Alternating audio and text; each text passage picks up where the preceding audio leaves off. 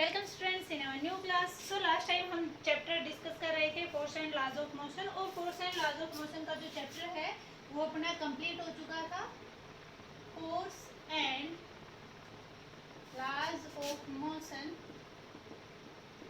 इस चैप्टर के हमने न्यूमेरिकल और जो थ्योरी पोर्शन था वो ऑलरेडी हम डिस्कस कर चुके हैं। Today we will discuss the NCERT in text question and NCERT exercise questions. ठीक है, okay. So let's start from the first question. इसका पहला क्वेश्चन है force and laws of motion का। इन टेक्स्ट एक्सरसाइजेस हम पहले करें, इन टेक्स्ट के जो क्वेश्चन होते हैं एनसीईआरटी पोर्शन के वो हम पहले डिस्कस करेंगे। सो इसका पहला क्वेश्चन है which of the following has more inertia. आपको 3-4 केस दे रखे हैं, उन 3-4 केसेस में से इसने आपसे पूछा है कि इनमें से किसका जो है कंपैरिजन करके ये पूछ रहा है which of the following has more inertia, किसका इनर्शिया ज्यादा है। A rubber ball and a stone of the same size. एक आपको दी है इसमें रबर बॉल और एक उसी साइज का आपको क्या दिया है, इसने स्टोन दिया है। तो दोनों का जो साइज है वो सेम दिया है, एक आपको रबर बॉल दिया है और एक दिया है स्टोन। इनमें से आपसे पूछा गया है कि इसमें से किसका जो है इनर्शिया जो है ज्यादा है। तो आप याद करो बेटा, इनर्शिया के कंसेप्ट में हमने कैसे क्या कुछ पढ़ा था। हमने बताया था कि जिसका मास ज्यादा होगा उसका इनर्शिया क्या होगा, ज्यादा होगा। अब आप खुद इमेजिन करके देखो कि आपके पास एक रबर की बॉल है, एक स्टोन है, पत्थर है उसी साइज का, तो डेफिनेटली किसका मास ज्यादा होगा, स्टोन का मास ज्यादा होगा। और अगर स्टोन का मास ज्यादा है तो उसका इनर्शिया भी क्या होगा, ज्यादा हो जाएगा। इन दोनों में से किसका जो इनर्शिया है ज्यादा हो जाएगा, स्टोन का ज्यादा हो जाएगा। तो आपको रीजन भी इसका पता होना चाहिए कि इसका इनर्शिया आप ज्यादा क्यों बता रहे हो, क्योंकि इसका जो है मास है ज्यादा है। ठीक है, दूसरे केस में इसने आपसे पूछा है ए 5 रुपए कॉइन एंड ए 1 रुपए कॉइन।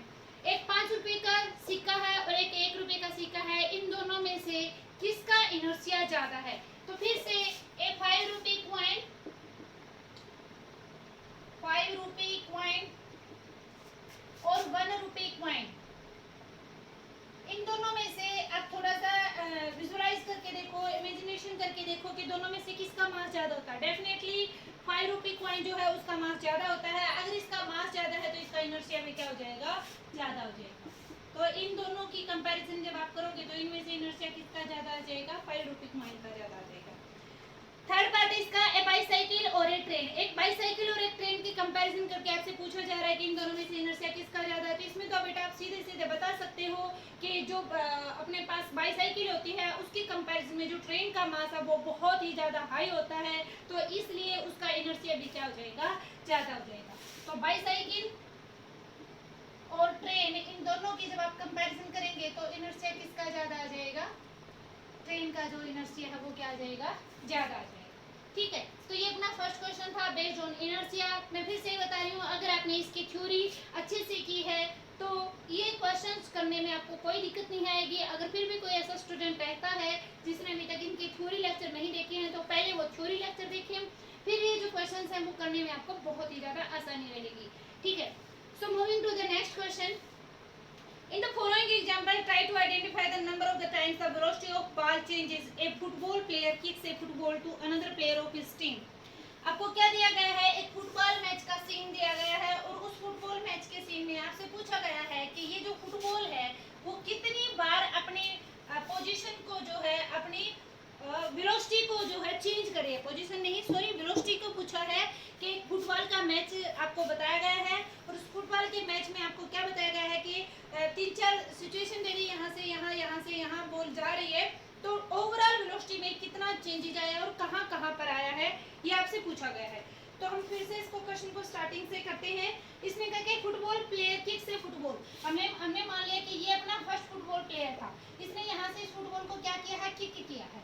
ठीक है, जब इसने इस फुटबॉल को किक किया है तो पहली बार इसकी वेलोसिटी यहाँ से चेंज कर दी इसने, फिर यहाँ से कहाँ पर गई है, a football player kicks a football to another player of his team, ये इसी की टीम का था इधर, तो इसने ये बॉल इसकी तरफ फेंकी है of his team, who kicks the football towards the goal. अब इसने इस बॉल को कहाँ फेंका है, गोल की तरफ फेंका है। ठीक है, the goalkeeper of the opposite team catch the football. अब यहाँ पे जो गोलकीपर खड़ा है उस गोलकीपर ने क्या किया, ये जो बॉल इसने इस साइड फेंकी है, इस बॉल को इसने क्या कर लिया, पहले तो कैच कर लिया, कलेक्ट कर लिया, क्या कर लिया, उसको कलेक्ट कर kicks it towards a player of his own team. अब ये तो इस अपोजिट टीम का था। अब इस गोलकीपर ने पहले तो ये बॉल को क्या किया, स्टॉप किया, मींस रेस्ट में ली है, कलेक्ट की है। अब फिर इसने अपनी जो टीम थी इसकी टीम की तरफ इसको क्या किया है, चेंज किया है। तो अब आपसे पूछा है कि but also identify the agent supplying the force in each case, कि इसके हर एक केस में जो फोर्स अप्लाई किया, किस किस एजेंट ने इसके वेलोसिटी को चेंज किया है और ओवरऑल कितनी बार वेलोसिटी चेंज हुई है, ये आपसे पूछा गया है।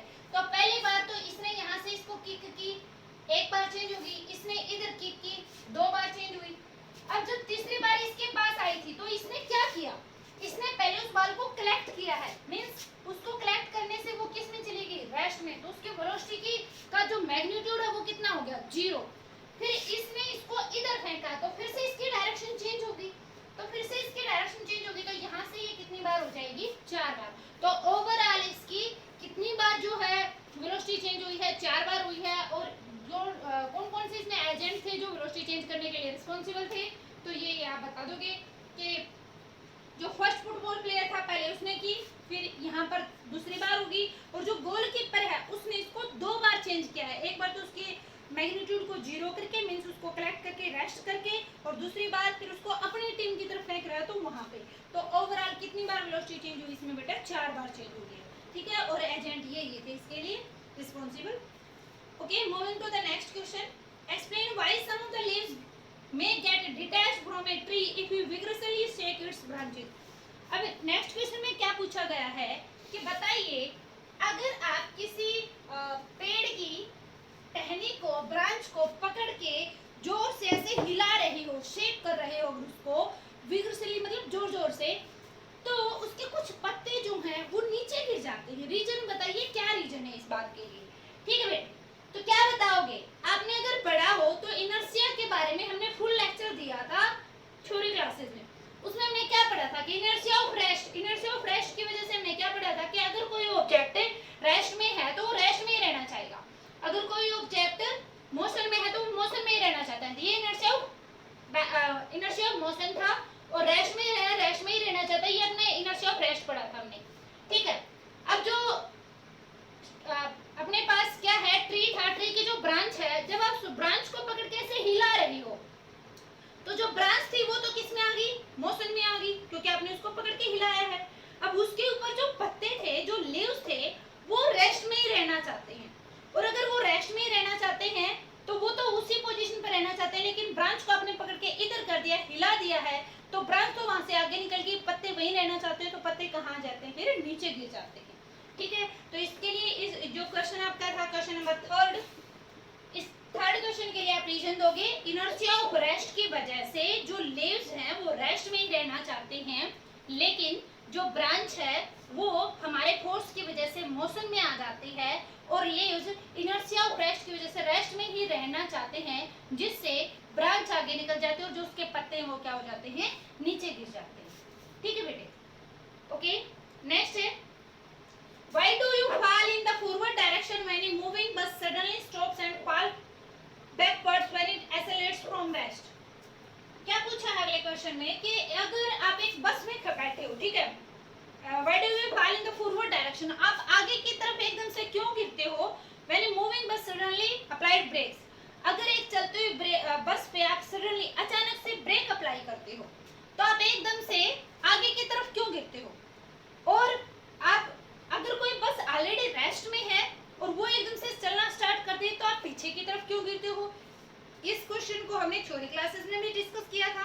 तो इसके पीछे रीजन क्या बताओगे बेटे आप, इसके पीछे रीजन बताओगे कि जब आप बस में बैठे हो, ठीक है, तो जब आप बस में बैठे हो, बस चल रही है, तो आपका जो लोअर मोस्ट पोर्शन है वो बस के फ्लोर के साथ कांटेक्ट में आ गया, वो बस के फ्लोर के साथ कांटेक्ट में आ गया है, तो जब बस रुकेगी तो आपका जो लोअर मोस्ट पोर्शन है, जो अपने पैर हैं वो फ्लोर पर है, तो पैर किस में आ गए, रेस्ट में आ गए, लेकिन जो अपर पोर्शन है अपना, वो जो फ्लोर है उसके कांटेक्ट में न आने की वजह से वो बस की motion and inertia of motion की वजह से मोशन में ही रहना चाहता है, लेकिन बस के रुकते ही जो लोअर मोस्ट पोर्शन था, अपने जो पैर थे वो तो रेस्ट में आ गए, लेकिन हम इनर्शिया ऑफ मोशन की वजह से मोशन में ही रहना चाहते हैं, जिससे हम एकदम से अगर ब्रेक लगाया जाए तो हम आगे की तरफ गिरते हैं, ठीक है।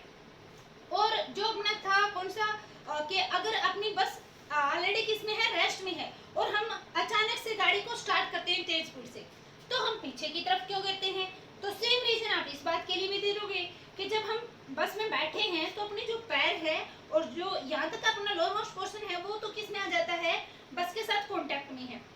तो जब बस सडनली चलना स्टार्ट करती है तो अपना जो लोअर मोस्ट पोर्शन है, जो अपने पैर हैं, वो तो किस में आ जाते हैं, मोशन में आ जाते हैं, बट जो अपर पोर्शन है अपनी बॉडी का वो रेस्ट में ही रहना चाहता है अभी भी, इसलिए हम एकदम से किधर गिरते हैं, पीछे की तरफ झुकाव होता है अपना, पीछे की तरफ हम गिरते हैं। ठीक है, तो इस बात के लिए आप ये रीजन दे देंगे। नेक्स्ट है क्वेश्चन नंबर 5। क्वेश्चन नंबर 5 में क्या है, a constant force acts on an object of mass 5 kg over A duration of 2 second. ये एक न्यूमेरिकल टाइप में है तो इसको हम बोर्ड पे सोल्व करेंगे। इसने कहा एक constant force acts on an object of mass 5 kg। एक 5 kg का आपके पास क्या है, एक ऑब्जेक्ट है जिसका मास कितना है, 5 kg।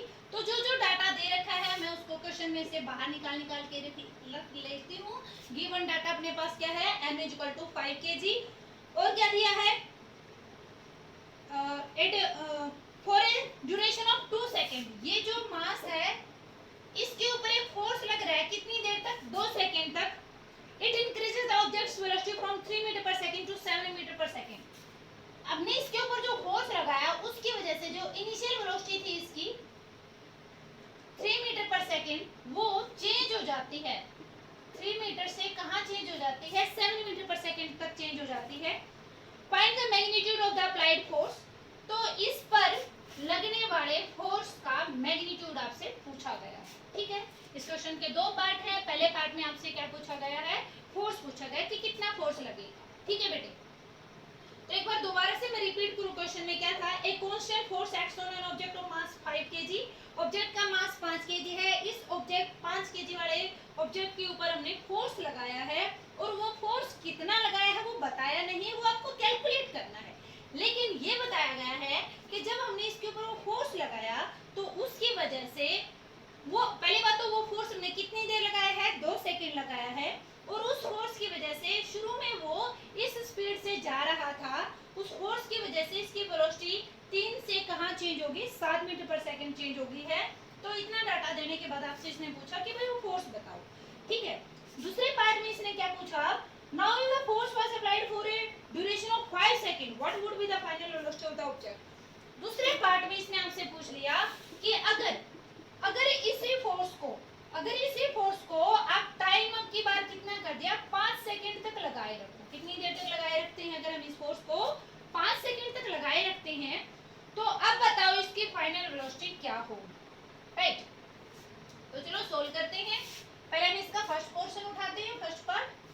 तो फर्स्ट पार्ट में आपको फोर्स निकालना था बेटे। फोर्स का फॉर्मूला आपको पता है क्या, F = ma, and you know very well what the formula of A, that is change in velocity with respect to time। A क्या था, acceleration का फॉर्मूला क्या था, v - u by t means change in velocity with respect to time। okay, अब sorry, by putting the values of the various parameters you will get the value of A। A की value आपको क्या मिलेगी, v क्या था 7 minus u कितना है 3 by t, t कितना है 2, so its value is 4/2, cancel out 2 meter per second square. Right, आपके पास ये a की वैल्यू आ गई। अब आपको पता है फोर्स तो कितना था ma, m की वैल्यू आपको गिवन है, कितना है 5 kg। so by putting the values of m and a you will get force = 10 Newton. Force की वैल्यू कितनी आ गई आपके पास, 10 न्यूटन आ गई है। और मैंने आपको पहले भी बताया बेटे, अगर आप यहाँ पर न्यूटन लिखोगे तो आप उसको पूरा, अगर नाम लिख रहे हो तो स्मॉल लेटर में लिखोगे, अगर आप उसका अकेला पहला ही अक्षर लिख रहे हो तो उसको आप कैपिटल में लिखोगे। ठीक है, 10 न्यूटन। राइट, ओके, अब moving to the second part. Second part में क्या पूछा आपसे, सेकंड पार्ट में पूछा कि अगर हम इसी फोर्स को उसी ऑब्जेक्ट पर अब की बार 5 सेकंड तक लगाए रखें।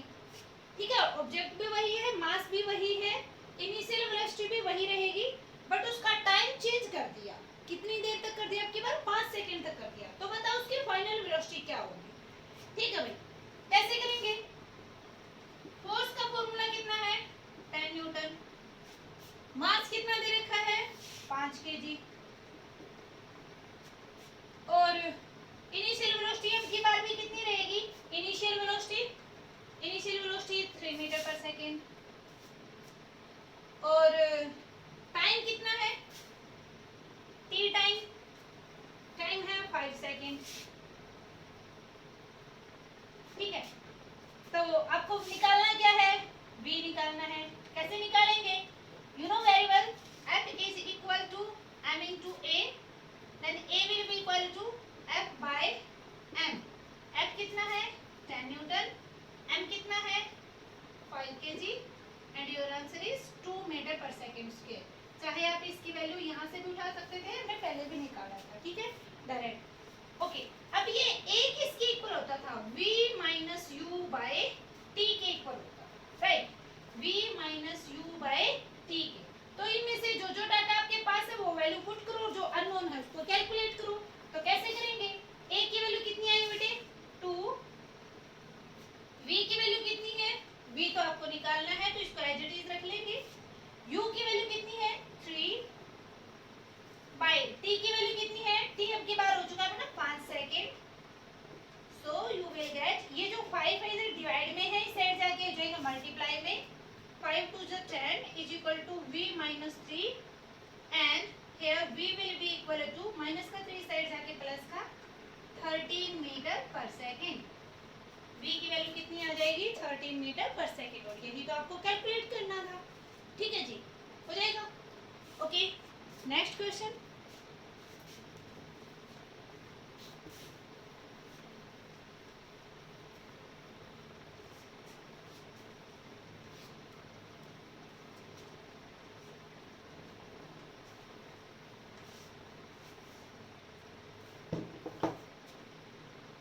अगला क्वेश्चन है, which would acquire a greater force accelerating a 2 kg mass of 5 meter per second square or a 4 kg mass at 2 meter per second square। आपको एक केस दिया गया है जिसमें एक मास m1 है, जिसका मास आपको दिया गया है 2 kg, ठीक है। इसका एक्सेलरेशन भी दे दिया, ये कितना दिया? 5 metre per second square, right. और क्या दिया है? एक दूसरा मास दिया है, कितना?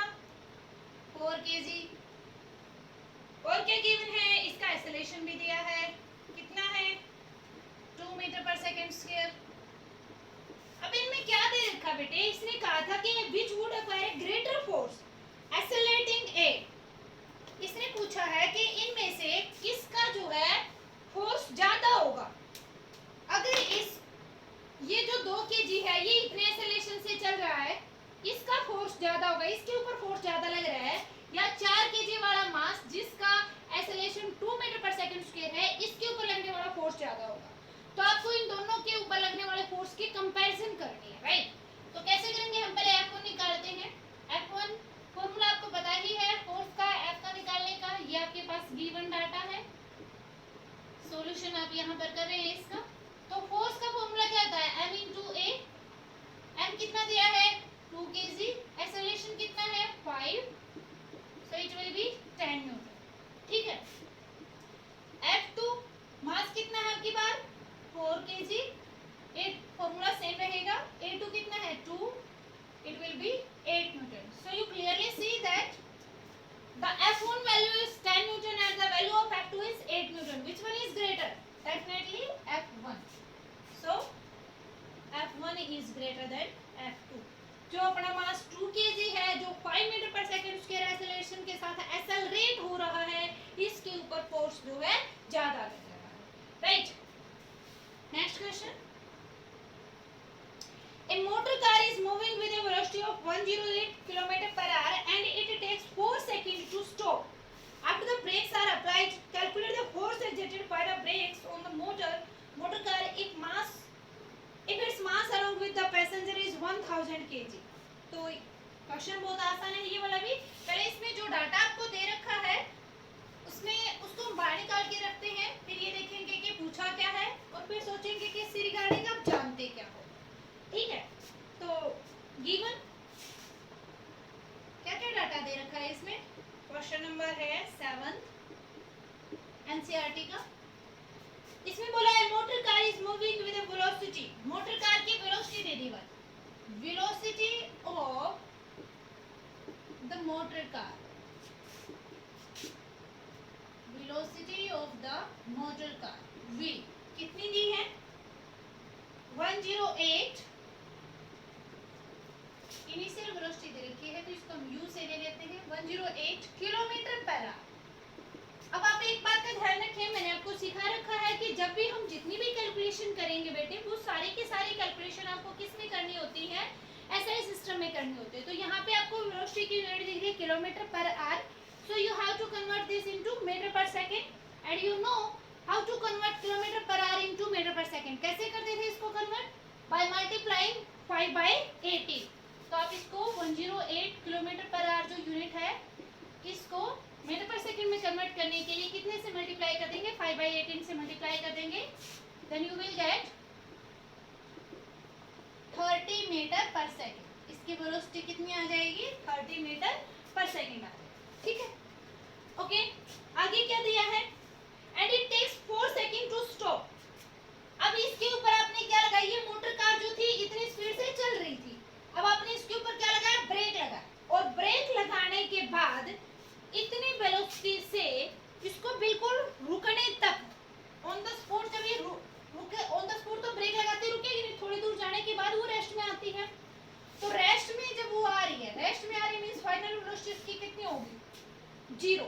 तो रेस्ट में आने तक उसको टाइम कितना लगाया, टाइम टेकन, टाइम टेकन इसका कितना लेके चलोगे आप 4 सेकंड, कितना लेके चलेंगे 4 सेकंड। ठीक है, इसकी वैल्यू है ये, t की value.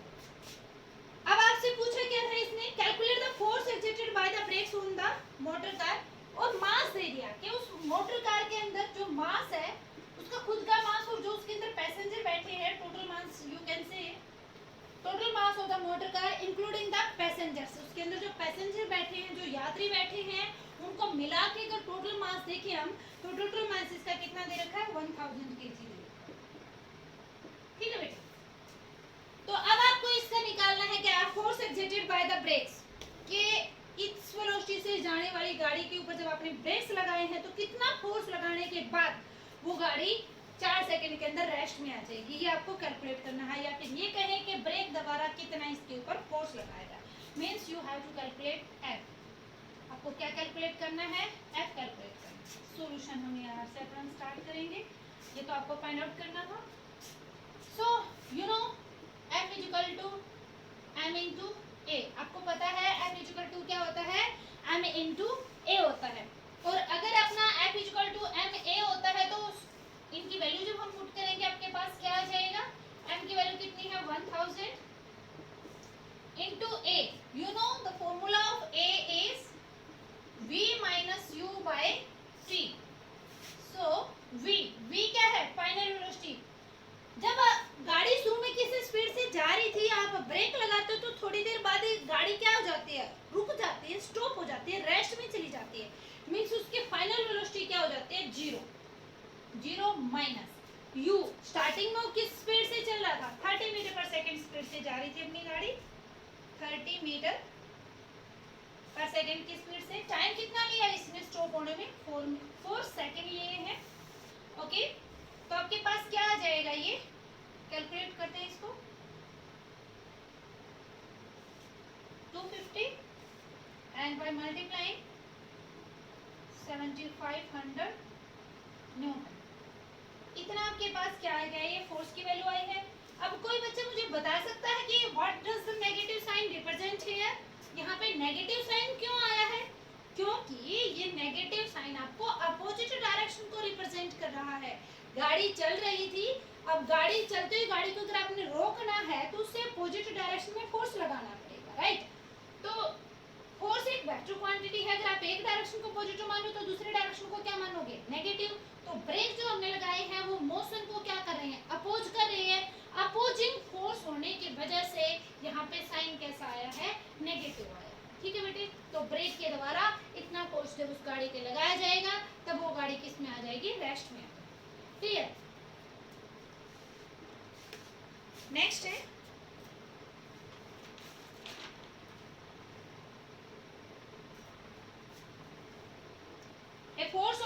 Newton gives a mass m1 and acceleration of 10 meter per second square and acceleration of 20 meter per second square to a mass m2, what acceleration would it give if both the masses were tied together?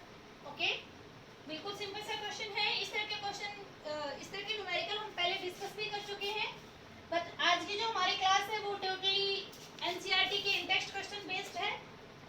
हमने सभी वही question उठाए हैं केवल. चलो जी देखते हैं इस क्वेश्चन में क्या दिया गया है. गिवन है इसमें. सबसे पहले आप कोई भी क्वेश्चन आपको मिलता है तो उसकी स्टेटमेंट पढ़ें, उसके बाद जो डाटा उसमें गिवन है उस गिवन डाटा को आप बाहर निकाल के रखो. तो इसने कहा कि force of 5 Newton gives A mass m1 and acceleration of 10 meter per second square. Means एक m1 मास है, उस m1 मास पर अगर आपने 5 न्यूटन का फोर्स लगाया, हम मान लेते हैं ये अपने पास एक m1 मास है, इस m1 मास पे अगर आपने 5 न्यूटन का फोर्स लगाया तो इसने क्या करना शुरू कर दिया, चलना शुरू कर दिया, एक्सेलरेट होना शुरू हो गया. किस एक्सेलरेशन के साथ चला है ये, 10 metre per second square acceleration इसने अचीव कर लिया. ठीक है, कितना कर लिया, 10 metre per second square acceleration इसने अचीव किया है. और अगर यही फोर्स, अगर इसी फोर्स को आप क्या करते हो, इसी फोर्स को, इसी 5 न्यूटन फोर्स को अगर आप m2 मास के ऊपर अप्लाई करते हो तो वो किस एक्सेलरेशन से चलना शुरू करता है, वो 20 मीटर पर सेकंड स्क्वायर के एक्सेलरेशन से चलता है. ठीक है बेटे. अब इसने पूछा है what would it gives if both the masses were tied together. अगर हम इन दोनों मासेस को, ये तो था जब आपने इसको अलग-अलग देखा है, अलग, एक बार आपने 5 न्यूटन फोर्स केवल m1 पे लगाया, एक बार आपने 5 न्यूटन फोर्स केवल और केवल m2 पर लगाया है. अगर हम इन दोनों मासेस को क्या कर देते, कंबाइन कर देते, तो उस टाइम पर अपना जो एक्सेलरेशन होगा वो क्या होगा, ये आपसे पूछा है. ठीक है जी, तो देखते हैं. Given force F is equal to 5 newton, mass कितना है, m1 है, एक्सेलरेशन a1 एक्सेलरेशन कितना है, 10 मीटर पर सेकंड स्क्वायर. कितना है, 10 मीटर पर सेकंड स्क्वायर है. तो पहले हम गिवन डाटा लिख लेते हैं. फिर पहले दूसरा भी फोर्स तो सेम है, मास कितना है, m2 second case, in second case, and acceleration a2 is equal to 20 meter per second square. So इतना डाटा आपको गिवन. राइट, सॉल्यूशन करते हैं इसका. अब बेटा आपको फोर्स अगर पता है, एक्सेलरेशन अगर पता है, तो आप जो है इसका अच्छे से क्या कर सकते हो, मास को कैलकुलेट कर सकते हैं. Because you know F is equal to m into a. So by putting the values of m and a, you will get 5 m1 a means 10, and here the value of m1 will be equal to 5 by 10, that is equal to 1 by 2, means to say 0.5 kg. आपके पास m1 की जो value आई है वो कितनी आ चुकी है, 0.5 kg. तो क्या आपके पास m1 क्या था, अननोन था. ओके. अब सेकंड केस में आपको मास कितना दिया है, सेकंड केस में भी, सेकंड केस फोर्स तो अपना कितना रहेगा, 5 न्यूटन ही रहेगा. मास कितना है, m2, मास कितना दिया गया है, m2. एक्सेलरेशन उसका कितना दिया है, 20 मीटर पर सेकंड स्क्वायर. तो आप इस m2 की वैल्यू कैसे निकालोगे, again F is equal to m into a. तो जब आप इसकी वैल्यू पुट करोगे तो m की क्या आ जाएगी, m2 की वैल्यू क्या आ जाएगी, F by a2. मींस इस m को आपने कैलकुलेट करना है, a इधर जाके क्या हो जाएगा, डिवाइड में. अब की बार m2 a2 ले रखा है तो m2 की वैल्यू क्या आ जाएगी, F by a2. So by putting the values of F and a, you will get 5 by 20, that is equal to 1 by 4. कितनी आ जाएगी आपके पास वैल्यू, 1 by 4 आ जाएगी. ओके, केजी क्या आ गई, 1 by 4 kg. अब इसने क्या कहा है, इसने क्वेश्चन यहीं पर स्टॉप नहीं किया. अब आपसे आगे पूछा गया है कि अगर हम इन दोनों मासेस को क्या कर देते हैं, कंबाइन कर देते हैं. आपने इन दोनों मासेस को क्या कर दिया, कंबाइन कर दिया. ये मान लेते हैं अपने पास m1 मास था, ये कितना है, m2 मास है. तो टोटल मास कितना हो गया इसका, total mass. Now if we combined the two masses, then the total mass